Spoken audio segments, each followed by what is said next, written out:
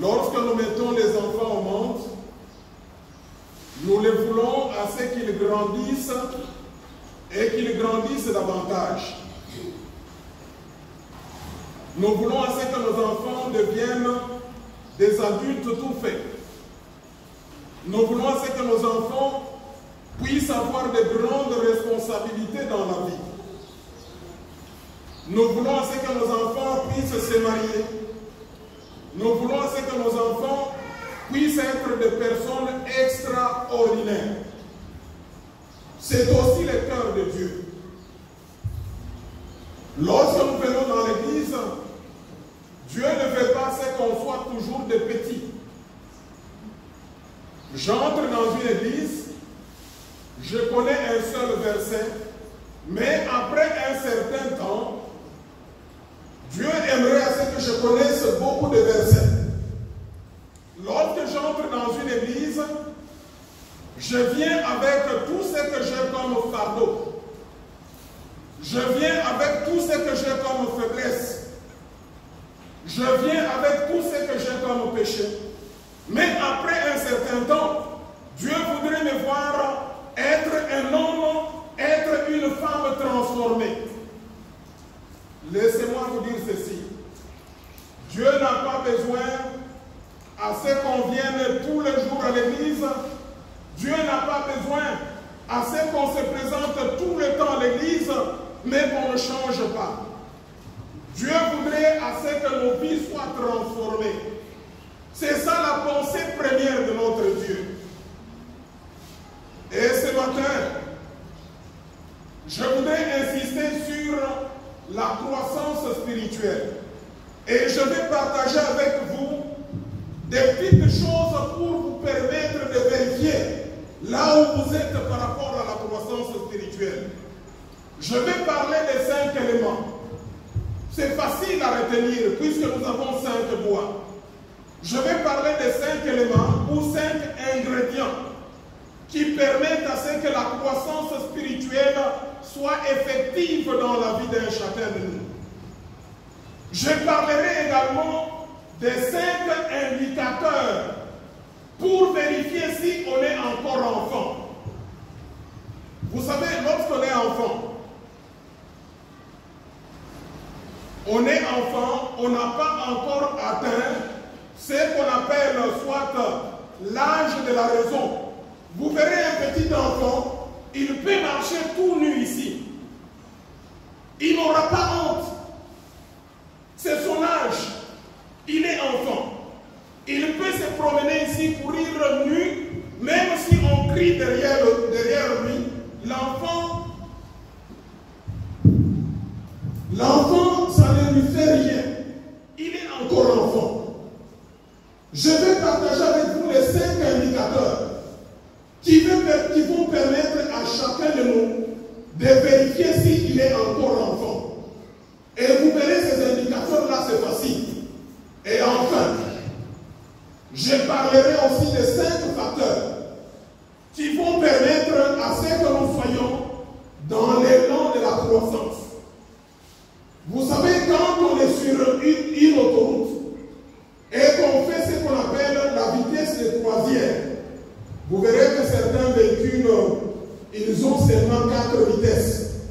Mais d'autres véhicules, ils ont 5 vitesses et même la 6e vitesse. Quand vous vous engagez dans une autoroute, il n'y a pas d'obstacle. Il y a ce qu'on appelle la vitesse de croisière. Je vais partager également avec vous ces 5 facteurs qui permettent de se rassurer qu'on est sur le chemin de la croissance spirituelle. Faisons notre première lecture.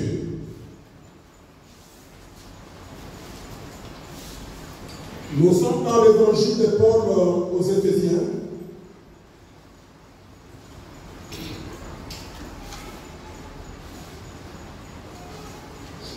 L'épître de Paul aux Éphésiens.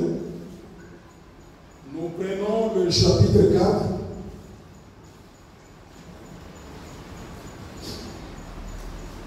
J'aimerais qu'on nous fasse la lecture. Donc nous sommes dans l'épître de Paul aux Éphésiens, chapitre 4. Nous commençons à partir du 11e verset Et nous allons terminer au 14e verset. Je lis la parole de l'Éternel dans le l'épître de Éphésiens, le chapitre 4, verset 11 au verset 14.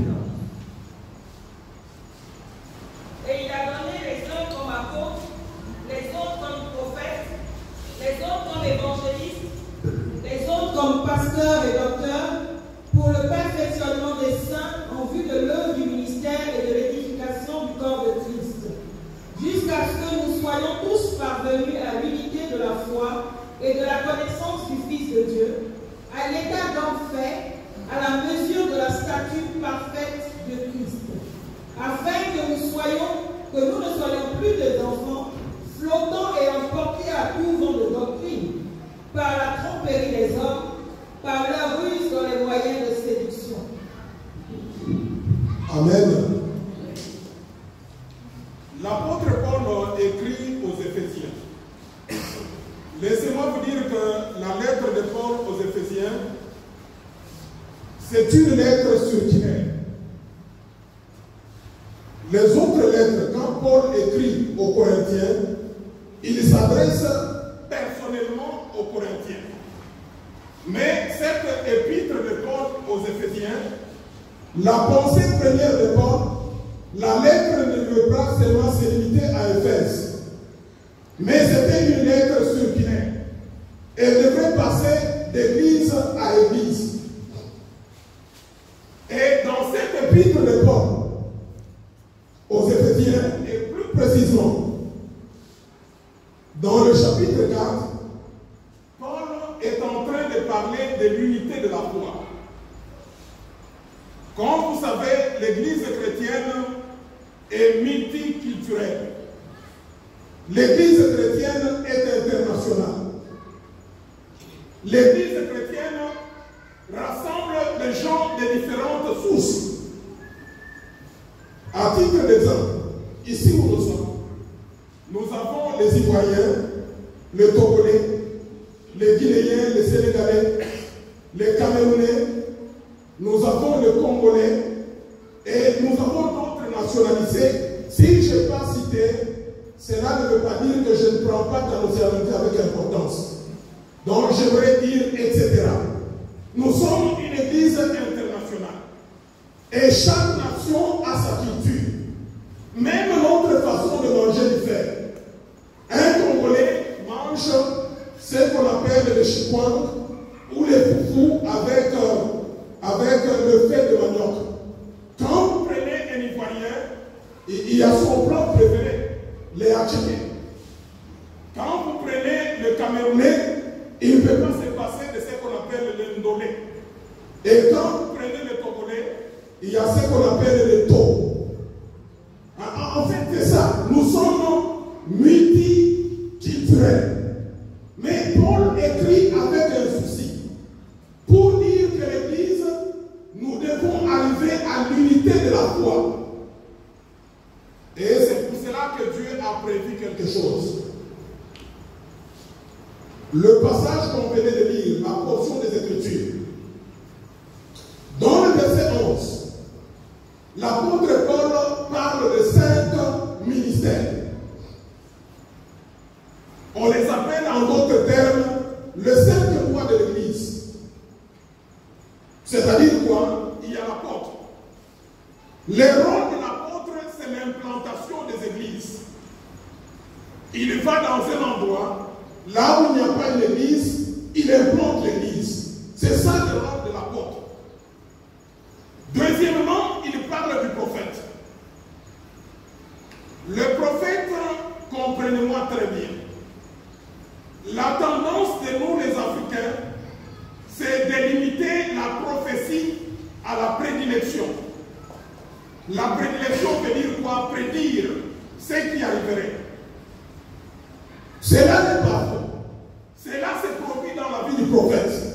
Mais selon la pensée de Dieu et la pensée du Nouveau Testament, le prophète, il est là pour consoler. Le prophète est là pour édifier. Le prophète est là pour exhorter. C'est ça le rôle du prophète. L'apôtre implante l'église. Les gens viennent dans l'église. Et quand ils sont dans l'église, ils rencontrent les prophètes. Les prophètes sont là pour donner la consolation, l'édification et l'exhortation. Troisièmement, il y a l'évangéliste. L'évangéliste n'agit pas à l'intérieur de l'église. Quand on est évangéliste, ne cherchez pas à passer ici à la chair. Non, on ne m'aligne pas, on ne me considère pas. Quand tu es évangéliste, ton champ d'action c'est en dehors de l'église. L'évangéliste va hors de l'église, il gagne les âmes et il les amène à l'intérieur de l'église. Et finalement, quatrièmement, à l'intérieur de l'église, on retrouve le pasteur. Le rôle du pasteur, c'est un berger. Vous connaissez un berger, son rôle c'est quoi? Il prend les brebis, il leur montre la direction. Il prend les brebis, il les conduit vers le pâturage. Le pasteur est en train de chercher qu'est-ce qu'il faut donner au troupeau. Le pasteur, c'est quelqu'un qui est protecteur. C'est pour cela qu'on n'arrive pas à comprendre le pasteur. En tant que pasteur, lorsque vous êtes mes brebis et que je suis, j'entends que tu vas hors de la pensée de Dieu. En tant que pasteur, ça me fait mal. Mon rôle en tant que pasteur, c'est d'encadrer. Essayer de te protéger pour que tu ne sois pas mangé par les loups. Rappelez-vous le jeune David. Le roi David, il dit quoi? Il dit, j'étais en train de paître le troupeau de mon papa. Quand le lion est venu, je me suis battu contre le lion. C'est ça le rôle du pasteur. Le pasteur, c'est quelqu'un qui encaisse beaucoup de coups de la part de l'ennemi, qui ne lui sont même pas destinés, qui vous sont destinés. C'est ça le rôle du pasteur. Il est en train de vous protéger. Vous savez, quand l'ennemi s'attaque à une église, il n'attaque pas tout le monde. Quand l'ennemi s'attaque à l'église, il s'attaque premièrement au pasteur. Une fois que le pasteur est affaibli, l'ennemi peut saisir facilement l'église. Cinquièmement, au niveau de 5 ministères, cinquièmement, c'est le docteur. Le rôle du docteur, lui, c'est d'enseigner la parole de Dieu. Essayer de permettre à ce que les gens comprennent très bien la parole de Dieu. Il entre dans les détails, il entre dans la profondeur afin que les gens connaissent la parole de Dieu. Alors, ces 5 points que je venais de citer, je les ai appelés les 5 ingrédients de la croissance. En d'autres termes, je voudrais dire ceci. Sans ces 5 ministères, la croissance devient presque impossible. Pour que tu croisses, tu dois être dans l'église. Et au niveau de l'église, le Seigneur a prévu les 5 ministères qu'on appelle les 5 voies de l'église. Entendez par là l'apôtre. Le rôle du prophète, c'est implanter, installer les églises. Deuxièmement, il y a le prophète. Son rôle, c'est consoler, édifier et exhorter. Troisièmement, il y a l'évangéliste. Son rôle, c'est gagner les âmes perdues. Aller hors de l'église, chercher ceux qui sont païens, les inviter à venir à l'église pour qu'ils reçoivent Jésus-Christ comme leur sauveur et Seigneur. Et quand ils viennent à l'intérieur de l'église, il y a le pasteur. Le pasteur, c'est quelqu'un qui cherche une bonne cuisine pour le troupeau. Quelle nourriture faudra-t-il donner? Le pasteur, c'est celui qui protège. C'est celui qui donne la direction à suivre. Il est là, il défend le troupeau. Et enfin, il y a le docteur. Le rôle du docteur, c'est de permettre à ce que les gens soient assis dans la foi. Vous savez qu'il y a des gens qui ne sont pas assis dans la foi. Et ce sont ces gens-là qui sont en train de défiler. Aujourd'hui, on se retrouve dans l'église Abel. Mardi, on se retrouve dans l'église Caïn. Mercredi, on est dans l'église Judas Iscariote. Le jeudi, on est dans l'église, je ne sais pas, Zabulon, etc. On doit être stable. Alors, c'est ça la pensée de Dieu. Alors, quand vous lisez le verset 12, l'apôtre Paul donne quoi? Il donne l'objectif de ces 5 ministères. Si ces 5 ministères existent, l'apôtre Paul dit, c'est pour le perfectionnement des saints. Le mot saint ici, entendez chrétien et chrétienne, le perfectionnement. Dans le mot perfectionnement, il y a la perfection. Mais quand on parle de perfectionnement, on voudrait tout simplement nous rappeler que ce n'est pas possible d'atteindre la perfection. Nous tendons toujours vers la perfection. Raison pour laquelle on dit perfectionnement. En anglais, ça se dit très bien. Vous savez, en anglais, pour ceux-là qui ont étudié ce qu'on appelle le present tense, quand tu dis en anglais, quand tu es allé, tu vas au marché, tu ne vas pas dire I go to the market. Quand tu es en train d'aller au marché, tu vas dire I'm going to the market. Donc c'est une action qui ne se termine pas. C'est un cheminement. Raison pour laquelle Paul dit, il ne dit pas pour la perfection des saints. Puisque la perfection, c'est l'état final. On n'atteindra jamais l'état final aussi longtemps que nous sommes sur la terre. Et c'est ainsi que Paul dit, pour le perfectionnement. C'est-à-dire, c'est un processus qui est continuel. J'ai toujours encouragé les chrétiens pour comprendre ceci. Vous pouvez être avec votre soeur, avec votre frère. Vous êtes avec lui dans l'église. Il peut être comme pasteur comme moi. Il est en train de mentir. Que cela ne vous choque pas. Vous me comprenez? Que cela ne vous choque pas, puisque nous ne sommes pas à la perfection, mais nous sommes engagés dans le perfectionnement. Aujourd'hui, il est en train de mentir, demain, il ne mentira plus. Amen. Aujourd'hui, il est en train de tricher, demain, il ne trichera plus. Nous sommes dans le perfectionnement. Pour autant que ce frère-là, pour autant que sa soeur-là sera dans l'église, et que dans l'église, on aura les 5 ministères, la personne a une forte probabilité, la personne a une forte chance d'échanger. Puisque l'objectif de ces 5 ministères, c'est pour le perfectionnement des saints. Et il ajoute, en vue de l'œuvre du ministère et de l'édification du corps de Christ. C'est-à-dire en tant que chrétien. J'ai toujours dit ceci, la vie chrétienne, premièrement, elle est une responsabilité personnelle. Moi et ma famille, Joy est là, Christovic, Défi, Pasteur Higuette et moi-même, la vie chrétienne, c'est premièrement une responsabilité individuelle. Je dois être chrétien. Elle doit être chrétienne. Il doit être chrétien.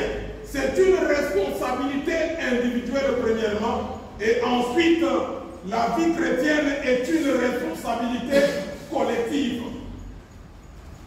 Est-ce que vous me comprenez là? Ça va? C'est-à-dire quoi? Chacun de nous doit être premièrement chrétien.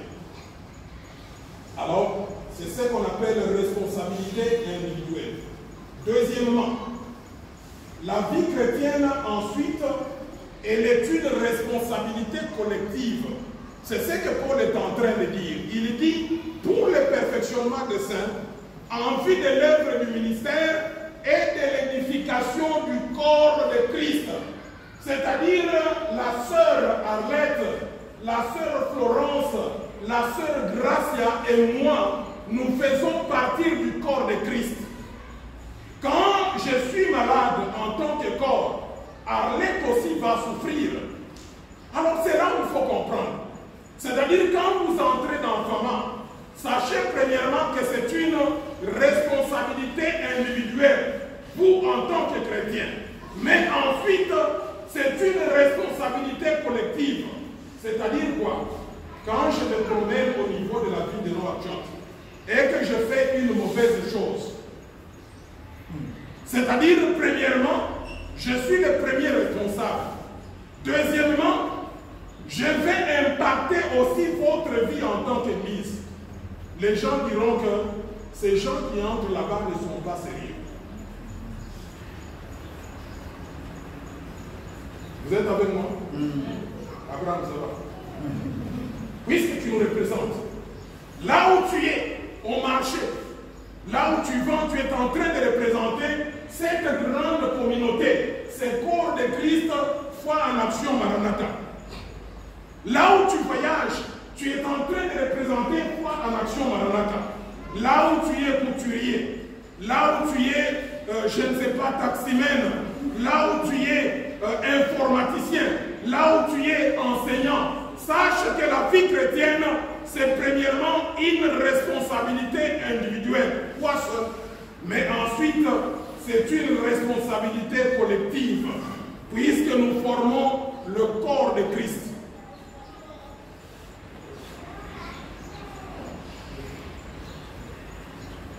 Ça passe, hein? Ça ne passe pas. C'est un peu difficile à avaler. C'est-à-dire, là où je suis, si je me comporte mal, j'engage toute la communauté. Alors, j'aimerais ajouter maintenant, quand vous allez au verset 13, l'apôtre dit ceci: jusqu'à ce que nous soyons tous. Ça, c'est une bénédiction. L'apôtre n'exclut personne. L'apôtre dit ceci: jusqu'à ce que nous soyons tous parvenus à l'unité de la foi et de la connaissance du Fils de Dieu. Maintenant, la croissance, c'est quoi? La croissance, c'est la suite du verset. À l'état d'homme fait, à la mesure de la stature parfaite de Christ. C'est ça la croissance. La finalité de la croissance chrétienne n'est pas avoir un poste dans l'église, ce n'est pas cela. Il y a certaines personnes qui pensent, quand je deviens pasteur, c'est-à-dire que je suis arrivé. Non, ce n'est pas cela la finalité de la croissance spirituelle. La finalité de la croissance spirituelle est d'être au modèle de Jésus-Christ. Jésus-Christ doit être notre modèle. C'est ça la finalité de la croissance spirituelle. L'apôtre Paul insiste, il n'exclut personne. Il dit ceci: jusqu'à ce que nous soyons tous parvenus à l'unité de la foi et de la connaissance du Fils de Dieu. Maintenant, la croissance à l'état d'homme fait. C'est ça la croissance. Quand on est petit, on n'a pas encore atteint 25 ans, on est en train de faire la croissance en longueur. Rappelez-vous de votre cours d'anatomie. N'est-ce pas, c'est cela? Pour autant qu'on n'a pas atteint 25 ans, par exemple, Défi, il est en train de prendre du poids, n'est-ce pas? Il a encore continué. Il faut qu'il arrive à 25 ans pour que la croissance en longueur s'arrête. Alors la pensée de Dieu, notre croissance, c'est arriver à l'état d'homme fait. Et quel est cet état d'homme fait? C'est-à-dire arriver à la mesure de la stature parfaite de Christ. C'est ça la croissance spirituelle. La croissance spirituelle, en d'autres termes, c'est être comme Jésus. C'est-à-dire quoi? Quand tu parleras, quand les gens t'entendent parler, c'est comme qui dirait Jésus-Christ qui est en train de parler. Quand tu vas marcher, je ne dis pas changer vos démarches. Non. Gardez vos démarches comme telles. Hein, ça dépend. Certaines de vos démarches peuvent vous aider à avoir des opportunités de mariage. Un peu comme ça. Mais alors, comprenez-moi très bien. Alors, être la croissance spirituelle, non, ne faites pas de démarche. Pour être marié, ce n'est pas un problème de démarche. grâce. C'est un problème de grâce. Alors l'apôtre Paul dit ceci, à l'état d'homme fait, à la mesure de la stature parfaite de Christ. C'est-à-dire la croissance spirituelle, c'est vivre selon le modèle de Jésus-Christ. C'est-à-dire quoi? Quand je parle, que ce soit comme Jésus qui parlait. Quand je raisonne, que ce soit comme Jésus-Christ qui raisonne. Mon comportement doit être égal au comportement de Jésus-Christ. En ce moment-là, je suis sûr que je connais dans ma vie une croissance spirituelle. Maintenant que chacun de nous se pose la question, rentre juste le week-end passé. Non, rentre juste vendredi et samedi. Quand tu as parlé, est-ce que Jésus-Christ peut parler de la sorte? Tes pensées à toi, quand tu penses, est-ce que tu penses que Jésus-Christ peut penser comme toi? Alors, la finalité, le souci de notre Dieu est que chacun de nous puisse croître spirituellement, que chacun de nous ressemble à Jésus-Christ dans la façon de parler, dans la façon d'écouter, dans la façon de réagir, dans le comportement, dans la réflexion, qu'on ressemble à Jésus-Christ. C'est ça la croissance spirituelle. La croissance spirituelle, ce n'est pas être pasteur comme moi. La croissance spirituelle, ce n'est pas être un diacre. La croissance spirituelle, ce n'est pas être une diaconesse. La croissance spirituelle, ce n'est pas avoir un don spirituel. La croissance spirituelle, ce n'est pas avoir un ministère. Mais la croissance spirituelle, c'est arriver à la taille et à la stature parfaite de Jésus-Christ. C'est ça la croissance spirituelle. Moi, je me rappelle là chez nous, il y a quelqu'un qu'on a sélectionné comme ancien de l'église. Et son ami est venu lui souffler à l'oreille. Son ami est venu lui dire, maintenant mon frère, tu deviens ancien de l'église, qu'est-ce qu'il va lui dire? Tu n'auras pas à demander pardon auprès des gens. Est-ce que vous pensez que c'est ça? Ce n'est pas cela.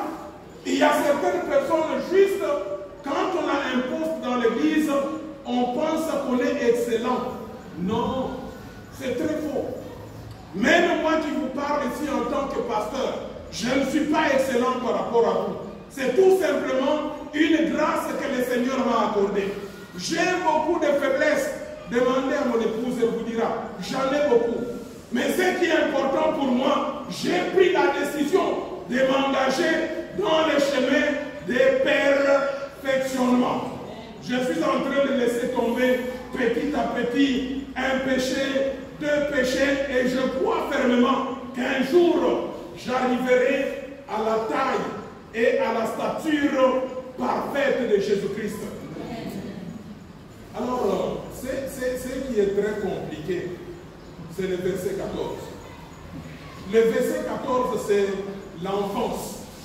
Il y a certaines personnes, même si elles sont pasteurs, même si elles sont évêques, vous voyez dans leur vie qu'il y a de l'enfance. La Bible dit dans le verset 14, afin que vous ne soyez plus des enfants. Ça, c'est le souci de Dieu. Dieu ne veut pas qu'on soit des enfants, afin que vous ne soyez plus des enfants. Alors, quelles sont les caractéristiques d'un enfant? C'est ce qui vient. La Bible dit flottant et emporté à tout vent. À tout vent de doctrine. Ça, c'est une des caractéristiques d'un enfant. Un enfant n'est pas stable. Même quand vous le mettez sur la chaise, vous verrez que l'enfant n'est pas tranquille, n'est-ce pas vrai? Surtout vous qui êtes maman, vous avez des bébés. Vous le mettez sur les genoux, l'enfant n'est pas tranquille. Et l'enfant veut se mettre debout. Vous la mettez dans une position debout, vous le mettez dans une position debout. Et l'enfant veut descendre, l'enfant veut circuler. Dans l'enfant, il n'y a pas de stabilité. L'enfant est en train de flotter. Et d'ailleurs, on dit qu'il est en train de papillonner. Ça, c'est une caractéristique des enfants. Et même dans l'église, vous verrez, Ceux qui sont enfants, généralement, ils sont mieux informés. Moi, je ne savais pas qu'ici, à Nouakchott, il y avait même des prophètes qui venaient. Mais les enfants dans la foi, ils sont flottants, emportés par tout vent de doctrine. Ils savent qu'aujourd'hui, il y a un prophète, par exemple, chez Pasteur Bailly, et on ne le voit pas ici. On est allé voir le prophète. Et généralement, ils comprennent qu'il y a peut-être un autre prophète plus puissant qui est au niveau de l'armée de l'Éternel. Ou soit il y a un autre prophète qui est en être. Tout le temps, c'est comme ça. En train de flottant et emporté à tout vent de doctrine. Laissez-moi vous dire ceci. Si Dieu veut vous parler, il vous parlera même dans votre maison. Et dans votre propre lit, quand vous dormez, il vous parlera. Alors, on est venu à l'église avec les mentalités culturelles. Vous savez, dans notre culture, chacun de nous, on était habitué à voir des devins, des féticheurs. C'est de la même manière que les gens se présentent devant le prophète. Vous verrez même un prophète peut être un petit, mais les grandes personnes qui sont là. Regarde-moi. Que le prophète regarde comment? Oh, grandissez. Grandissez. La Bible dit ceci. Afin que nous ne soyons plus des enfants. Et quelles sont les caractéristiques des enfants? C'est flottant et emporté à tout vent de doctrine. Par la tromperie des hommes. C'est pour cela qu'on vous fait boire beaucoup de bouteilles d'eau. Beaucoup de bouteilles d'huile. Tu te mets, quand tu regardes quelqu'un, tu n'arrives pas à comprendre. Pourquoi ça? Alors c'est ça. Par la tromperie des hommes, par leur ruse dans le moyen de séduction. Vous avez vous-même compris. Moi j'ai vu, surtout quand tu regardes sur Internet, il y a même un autre là qui est, je ne sais pas si c'est quel don, je suis en train de lire ma Bible si je peux trouver. Lui, il est comme Messi, il a son ballon, il dribble les choses. Quelqu'un tombe là-bas. Quand tu te dis, si Dieu pouvait faire ça, alors les anges, je crois les démons c'est bon. Rendez-vous compte, Dieu devient comme Messi. Avec un ballon, il dribble. Il y a un autre qui est méchant. Lui, je crois, c'est le coup. Il a son soulier là, enfin, je ne sais pas. On ne sait pas, on ne critique pas. Si ce monsieur venait ici, on ne sait pas si on gardera tous ces mots ici. Alors, ce qui m'étonne, c'est le fait que son soulier est pointu d'abord. Non. Moi, je crois qu'il y a un problème sérieux. Que chacun de nous fasse l'effort qu'ils aillent vers la croissance. Ne restez pas petits. J'aimerais passer au deuxième texte rapidement. Nous sommes dans Luc chapitre 15.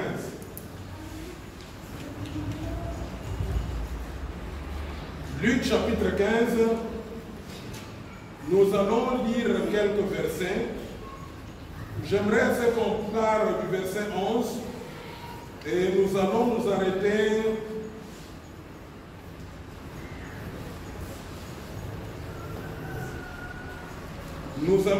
au verset 22. Luc chapitre 11, chapitre 15, du 11e au 22e verset. Je lis la parole. Il dit encore, un homme avait 2 fils.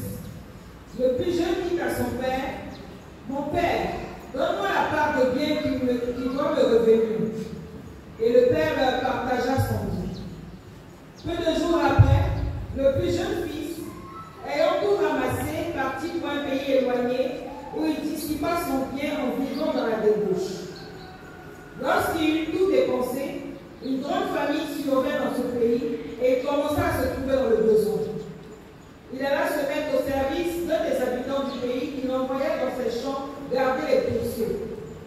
Il aurait bien voulu se rassasier des courages des carouches que mangeaient les pourceaux, mais personne ne lui en donnait.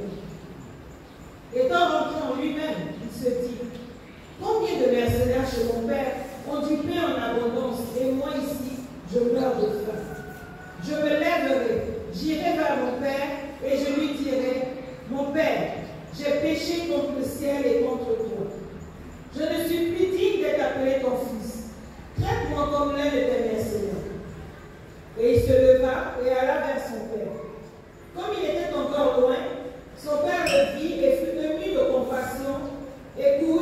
à son cou et le baisa. Le fils lui dit, mon père, j'ai péché contre le ciel et contre toi, je ne suis plus digne de t'appeler ton fils. Mais le père dit à ses serviteurs, apportez vite la plus belle robe et l'en revêtez. Mettez-lui un anneau au doigt et des souliers aux pieds. Amen. Amen. Dans l'évangile, dans l'épître de Paul aux Éphésiens, nous avons tiré ce que j'ai appelé les 5 ingrédients pour la croissance spirituelle. Il s'agit d'apôtres, prophètes, évangélistes, pasteurs et docteurs. Maintenant, nous voulons voir les 5 indicateurs de l'enfance.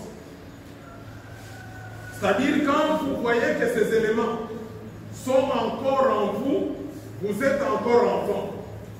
Et le mieux serait que vous changiez de camp.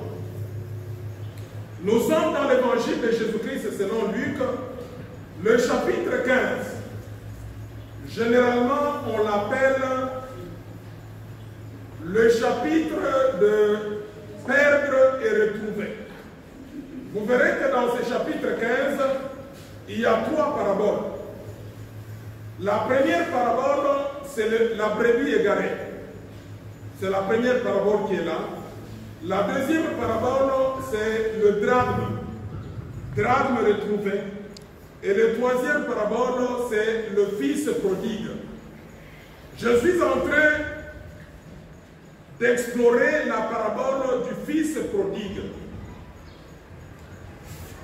Comme vous savez, la parabole, c'est un art oratoire que Jésus-Christ a utilisé pour illustrer une vérité spirituelle. Et pour retrouver la vérité spirituelle de ces paraboles, il faut aller au premier. Quand vous allez au premier verset et le deuxième verset du chapitre 15, vous verrez, c'est là où il y a le message spirituel. Le message spirituel était que Jésus-Christ vivait avec les gens de mauvaise vie. Il était avec les prostituées, il était avec les ivrognes, il était avec les percepteurs d'impôts. Ce sont des gens qu'on considérait de mauvaise vie. Alors, pour illustrer cette vérité-là, Jésus-Christ va utiliser les 3 paraboles. Et les paraboles qui nous intéressent ce matin, c'est les paraboles du fils prodigue. Dans ma Bible, et même là on a fait la lecture, quand vous lisez très bien, on ne parle pas d'enfant, mais on parle de fils. Chez les Grecs, quand on utilise les mots, il y a toujours un sens. Quand on parle d'un enfant, c'est un produit biologique. C'est-à-dire, le pasteur Eguette et moi, nous mettons au monde Joy. Joy, c'est un enfant. C'est-à-dire, c'est un produit biologique. Mais quand la Bible parle de fils, le fils, c'est un terme juridique. Ça signifie quoi? Quelqu'un qui a droit à un héritage. C'est celui-là qu'on appelle le fils. Et la Bible est en train de nous parler d'un fils prodigue. La Bible dit que cet homme avait 2 fils. Le jeune d'entre les 2 va suivre son père. Et il va dire au père, Père, donne-moi mon héritage. La Bible dit, le père a partagé l'héritage. Le jeune a pris cet héritage, il a vendu. Il a eu de l'argent. Et là, il faut comprendre. C'est-à-dire, quand nous sommes dans une parabole, il faut aller dans le contexte. Et comme vous savez, Israël avait une économie agro-pastorale. Moi, je crois certainement que ce monsieur, le papa là, il avait des troupeaux. Et il va donner des troupeaux aux plus jeunes. Et quand le jeune a eu les bêtes, il a vendu les bêtes. Puisqu'il ne pouvait pas se déplacer avec les bêtes. Il aurait fallu qu'il vende les bêtes et il a eu l'argent. Et la Bible dit qu'il va s'éloigner de son père. Il va aller plus loin. Et quand il ira plus loin, il va faire quelques actions. La première action, il va dépenser. La deuxième action, il va vivre dans la débauche. Et finalement, il va tout lapider. Il n'avait plus rien. Et il va chercher du travail. Et comme un malheur n'arrive jamais seul, quand il a eu le travail, ces gens-là étaient tombés dans la famine. Et personne ne pouvait approvisionner les cochons, les porcs qu'il gardait. Et l'enfant était tombé dans une grande misère. Alors, je voudrais parler des 5 indicateurs pour l'enfance. Ça va te permettre de comprendre si tu tends vers la croissance spirituelle ou pas, si tu es encore un enfant. Le premier indicateur, c'est la recherche de l'autonomie, l'indépendance, la recherche de la liberté. C'est comme ça avec certaines personnes, même des chrétiens, quand tu l'abordes, tu dis qu'il y a ces problèmes, vous savez ce qu'ils disent? C'est ma vie privée, personnelle. Non. Dans la vie chrétienne que moi je connais, la vie chrétienne que je suis en train de prêcher, dans la vie chrétienne, il n'y a pas de compartiment. Il n'y a pas de chambre. Vous me comprenez? Vous savez le train, quand vous avez un train, dans des pays là où il y a le train, il y a ce qu'on appelle les compartiments. Il y a première classe, c'est-à-dire là il y a un très bon lit, tu es seul, il y a de la nourriture qui est servie. Deuxième classe, tu peux dormir mais on ne te sert pas la nourriture. Et il y a troisième classe. Ça, ce sont des compartiments. Il y a certaines personnes qui se comportent de la sorte, qui pensent que la vie chrétienne a des compartiments. C'est ainsi que vous trouverez quelqu'un, il est à l'église, on le reconnaît comme pasteur Kassongo. Là où il travaille au Tchad, on le connaît comme Zoro. Vous connaissez Zoro? On le connaît comme Zoro, c'est-à-dire spécialiste en corruption. Et corruption, commission, rétro-commission, il y a beaucoup de termes là. Courtier, etc. C'est comme ça qu'on le connaît. Mais à l'église, vous l'appelez pasteur. Quand on va au travail, on l'appelle Zoro. Et quand il arrive à la maison, les enfants l'ont déjà surnommé. Vous savez ça? Les enfants surnomment. On te voit venir là-bas, tu sonnes, ils disent, regardez, ce n'est pas Jack Power. Alors c'est Jack Power qui vient. Alors quand Jack Power vient, tout le monde dégage le salon, c'est Jack Power qui vient. Alors la femme aussi, pour la femme, je ne sais pas, il t'appelle si c'est ceinture noire. C'est-à-dire la femme, ou bien on t'appelle mes bouchons. Vous connaissez mes bouchons? C'est-à-dire il ne donne jamais. Non, la vie chrétienne n'a pas de compartiment. Alors ça, c'est un premier indicateur. Un premier indicateur qu'on est encore enfant, c'est le fait qu'on cherche l'autonomie, l'indépendance, la liberté, les libertinages. Il y a ces chrétiens-là, et ces chrétiens-là qui ne veulent pas à ce qu'on les remette sur les rails. Quand tu dis tu fais ce que tu fais, tu es mauvais, ça c'est ma vie privée. Et d'ailleurs, ils savent, ces chrétiens-là sont spécialistes. Ils savent les habits qu'ils amènent à l'église. Quand on vient à l'église, c'est un beau costume. Mais quand on est à la cité, ces pantalons-là qui descendent et que les slips se voient, c'est comment? On l'appelle comment? Taille basse. Et là, tu ne les reconnais même pas si c'est un frère. Alors tu te dis, c'est ce frère que j'ai vu à la Coran ou quoi? C'est ce frère que j'ai vu à la modération ou quoi? Et puis, il y a ce qu'on appelle près du corps. Près du corps, trop. Alors on dirait qu'il est déjà ressaisi. Non. Mes amis, la vie chrétienne n'a pas de compartiment. Ça, c'est le premier indicateur de l'enfance. La recherche de la liberté, la recherche de l'autonomie, de l'indépendance, non. Deuxième indicateur, quand l'enfant a eu l'argent, c'était l'indépendance. Il voulait être indépendant de son père, avoir son héritage. Deuxième indicateur, c'est quoi? Quand il a eu cet argent, la Bible déclare qu'il est allé loin. Il s'est éloigné. Là, c'est un indicateur de l'enfance. Et généralement, c'est quoi? Quand vous voyez que votre cœur ne vous amène pas à l'église, votre cœur ne vous amène pas aux choses de Dieu, le cœur commence à vous éloigner, c'est-à-dire vous êtes dans l'enfance. C'est un indicateur de l'enfance. C'est-à-dire quand ça arrive le dimanche, c'est là où vous créez beaucoup de choses. Je vais nettoyer les habits. Est-ce que les habits on nettoie seulement le dimanche? Donc ça c'est grave. C'est ce que le diable est en train de faire. Il vous éloigne. Moi j'aimerais vous donner un secret. Même si vous avez péché, ne vous éloignez pas de l'église. Venez à l'église et c'est là où Jésus-Christ est pour prendre vos péchés. Et là, il n'y a que le diable qui nous trouble. Quand on a péché, on commence à fuir les frères et sœurs. C'est comme ça. Quand vous fuyez les frères et sœurs, ce n'est pas pour rien, c'est puisque vous avez péché. Et alors vous pensez que tout le monde vous a vu et vous êtes en train de fuir. Ça, c'est le deuxième indicateur. L'enfant s'est éloigné de ses parents. Il a quitté la maison de ses parents. Il a quitté la vie de ses parents. Troisième indicateur, c'est les dépenses. Alors là, suivez-moi très bien.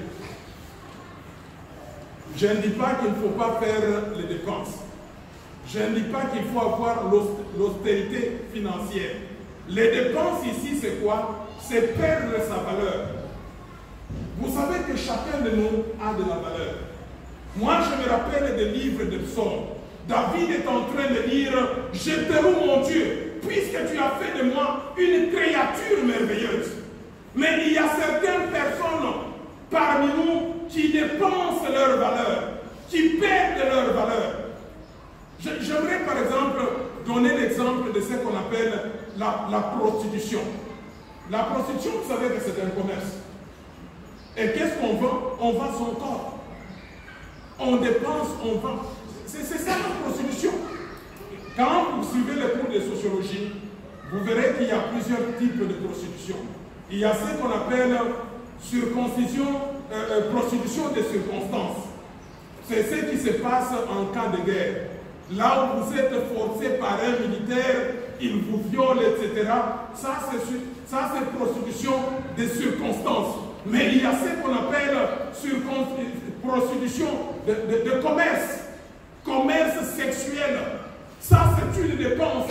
C'est vendre la valeur qu'on a. C'est pour cela que Paul va dire dans 1 Corinthiens, le chapitre 6, en disant ceci, ne savez-vous pas, vous chrétiens, ne savez-vous pas, vous chrétiennes, que vous êtes le temple de Dieu.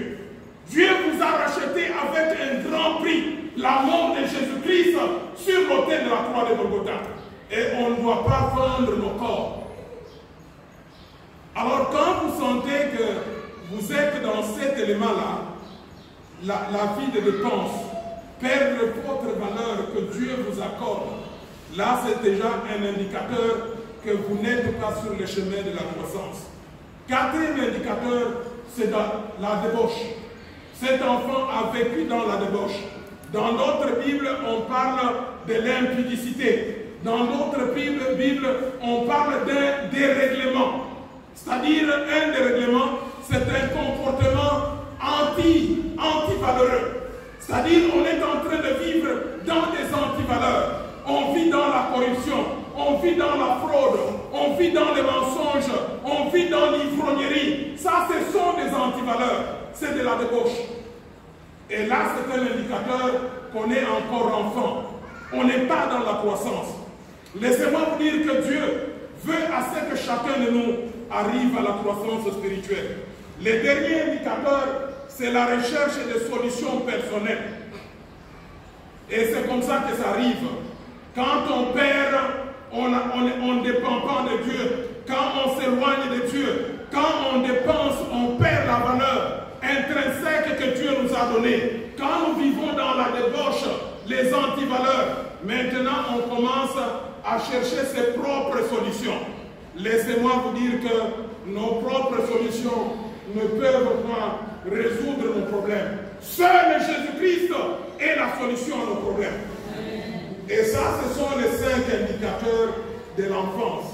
Je reprends l'autonomie, l'éloignement de Dieu, la dépense ou perdre la valeur que Dieu nous accorde. Quatrièmement, la débauche, les dérèglements, une vie de désordre, une vie de péché. Et cinquièmement, la recherche de solutions personnelles. Maintenant, j'arrive à ce qui est important. Le clou de mon message, les facteurs qui contribuent à la croissance spirituelle. Puisque Dieu voudrait, à ce que chacun de nous dans cette salle, petits et grands, Dieu voudrait à ce que nous puissions croître spirituellement. Dieu voudrait à ce qu'on arrive à la taille et à la stature parfaite de Jésus-Christ. Il veut à ce que Jésus-Christ soit notre modèle. Quand je parle, que ce soit comme Jésus-Christ qui parle. Quand je pense, que ce soit comme Jésus-Christ qui pense. Mais voici maintenant les 5 facteurs qui favorisent cela. Le premier facteur, c'est comme cet enfant, ce fils prodigue. La Bible dit ceci, le fils prodigue, il est rentré en lui-même. Vous savez que ce n'est pas facile de rentrer en soi-même. Les psychologues disent ceci, que la plus difficile, la chose la plus difficile à faire, c'est l'automéditation.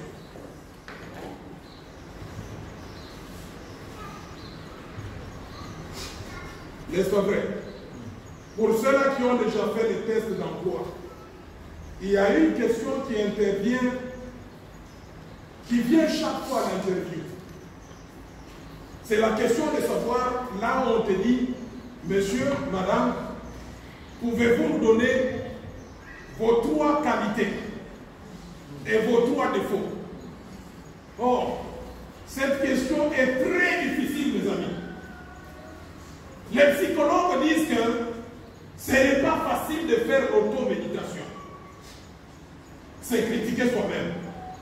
Vous savez pourquoi? Puisque dans chacun de nous, il y a ce qu'on appelle l'instinct de défense. Et on a remarqué cela dans le jardin d'Éden. Je vous ramène dans le jardin d'Éden, au chapitre 3.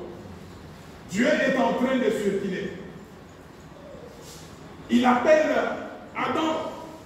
Où es-tu? Adam a dit quoi? Qu'est-ce qu'il a dit? Il a entendu sa voix, il a entendu la voix de Dieu, il est en train de se cacher. J'ai entendu ta voix et je suis en train de me cacher puisque je suis né. Et qui t'a dit que tu es né? Qu'est-ce qu'Adam a dit? La femme que tu m'as donnée. C'est déjà la défensive. C'est pas facile de faire l'automéditation. On demande aussi à Ève. Qu'est-ce qu'il y a eu Ève? Ève a accepté. Elle a dit quoi? Les serpents. Donc c'est pas facile de faire l'automéditation. Et j'ai beaucoup aimé l'idée d'un prêtre. Un prêtre a dit que chacun de nous a 2 paniers. Chacun de nous porte 2 paniers. Un panier devant et un panier derrière. À votre avis, entre les 2 paniers, celui de devant et celui de derrière, qu'est-ce que je peux voir facilement? Devant. Alors, les paniers de devant, généralement, ce sont les bonnes actions. Et là, chacun de nous, quand on dit quelles sont tes qualités, vous verrez, chacun de nous va dire, moi, je suis un bon communicateur. Je suis une bonne femme de prière. Je suis un bon choriste. Je suis le meilleur des diacres. Je suis parfait, je suis excellent. Mais quand vous dites maintenant, quelles sont vos faiblesses? Généralement, ils disent quoi? Tellement que je suis trop strict, les gens pensent que je suis méchant. N'est-ce pas, c'est ça? Alors, que dit ta femme? Ma femme me reproche puisque je me réveille à 5 heures pour faire la prière. Et ça, c'est une faiblesse. Vous voyez, ce n'est pas facile de faire l'automéditation. Mais j'aimerais vous dire ceci. Le premier facteur pour la croissance spirituelle, c'est le questionnement personnel. Il faut toujours c'est poser des questions soi-même. Où suis-je par rapport à la pensée de Dieu? Il faut rentrer dans son cœur. Et vous savez, pour rentrer dans son cœur et que tout soit correct, il faut que tu préserves ta conscience. La conscience, les psychologues la définissent comme la petite voix qui nous parle. Qui n'a pas cette petite voix? Ça se trouve dans le cœur. Quand tu es devant un péché, la petite voix te parle, n'est-ce pas? Annick, tu as déjà entendu parler de ça. La petite voix te dit, ne fais pas ça, tu es chrétien. Mais malheureusement, certains d'entre nous, certains parmi nous, ont déjà tué la petite voix. C'est comme la peau. Si on ne se lave pas pendant 2 mois et 2 mois, vous savez ce qui se passe. C'est-à-dire, il y a de petits trous ici qu'on appelle les pores. Et ils sont bouchés. Au point qu'on n'aura même pas le temps de transpirer, puisque c'est bouché. Il y a certaines personnes qui ont déjà tué la conscience. C'est ces gens-là, ils peuvent pécher, ça ne nous dit rien. N'est-ce pas, vous avez déjà entendu des pasteurs qui font l'impudicité dans l'église? Dans l'église, en pleine veillée, il fait l'impudicité. C'est-à-dire, il a déjà tué la conscience.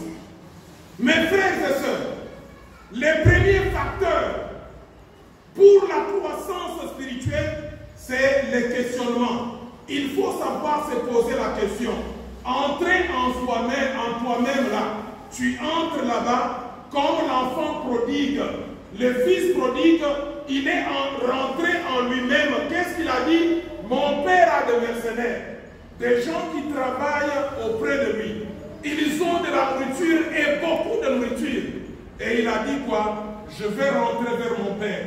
Je lui dirai que j'ai péché contre le ciel et contre toi. Je ne suis pas digne que tu m'appelles ton fils. Traite-moi comme un de tes travailleurs. Ça, c'est le premier facteur, les questionnements. Le deuxième facteur, c'est l'action. Ne reste pas seulement au niveau d'automéditation, au niveau des questionnements, mais il faut agir. L'enfant a dit ceci, le fils, il a dit, je me leverai. Et réellement, c'est ce qu'on a vu. Le lendemain, il s'est levé et il est rentré vers son père. L'action. Troisième facteur, quand il arrive chez son père, le père fait quoi? Il lui demande à ce qu'on lui apporte une nouvelle robe. Le revêtement spirituel. Le Saint-Esprit. Comme Élie le disait dans la modération, le Saint-Esprit est très important. Vous savez que la personne qui permet à ce qu'on arrive même à la repentance, c'est le Saint-Esprit. Puisqu'il est là, il nous convainc du péché. Si nous n'avons pas le Saint-Esprit, nous serons des malheureux. Nous allons passer 20 ans dans cette église et rester la même personne. Et moi, j'ai toujours dit que ça, c'est une malédiction. Être dans l'église et ne pas être transformé, c'est une malédiction. Et quand Jésus-Christ reviendra, vous ne serez pas enlevés. Vous allez rester. Et qu'est-ce qui va se passer? Tous ces gens qui sont dehors, ils vont dire, hé, pasteur, c'est comment? Qu'est-ce que tu fais? Alors ils vont te frapper. Hein? Avant que le diable ne te touche, ils vont te frapper. Alors, le revêtement spirituel. Le Saint-Esprit est très important dans la vie de croissance spirituelle. Sans le Saint-Esprit, il n'y a pas de croissance spirituelle. Quatrièmement, on a placé l'anneau, l'alliance au doigt de l'enfant. L'alliance avec Dieu est très importante pour notre croissance. La croissance spirituelle appartient à ceux-là qui sont enfants de Dieu. Et comme vous savez, la Bible dit quoi? À tous ceux qui l'ont reçu, à ceux qui ont cru en son nom, il leur a donné le pouvoir d'être appelés enfants de Dieu. Ils ont l'alliance. C'est l'appartenance à Dieu. Pour nous qui appartenons à Dieu, pour nous qui sommes en communion avec Dieu, nous sommes destinés à la croissance spirituelle. Et le dernier point, on lui a donné le soulier, les sandales. Les sandales symbolisent les ailes pour l'évangile. Lorsqu'on est zélé pour l'évangile, Dieu certainement va nous accorder la croissance spirituelle. Frères et sœurs, ce matin, j'aimerais bénir le Seigneur. Je bénis le Seigneur puisqu'il a un plan merveilleux pour un chacun de nous. Les soucis les plus profonds de notre Dieu est qu'on ne demeure pas des enfants. Dieu veut à ce que nous puissions croître spirituellement. Il veut à ce que nous puissions être comme Jésus-Christ. Et nous avons cette possibilité. Exerçons en nous le fait de se questionner chaque jour. Est-ce que je suis dans la voie de Dieu? Quel est l'état de mon âme? Essayons d'arranger cela. Prenons une action pour la transformation. Soyons revêtis du Saint-Esprit.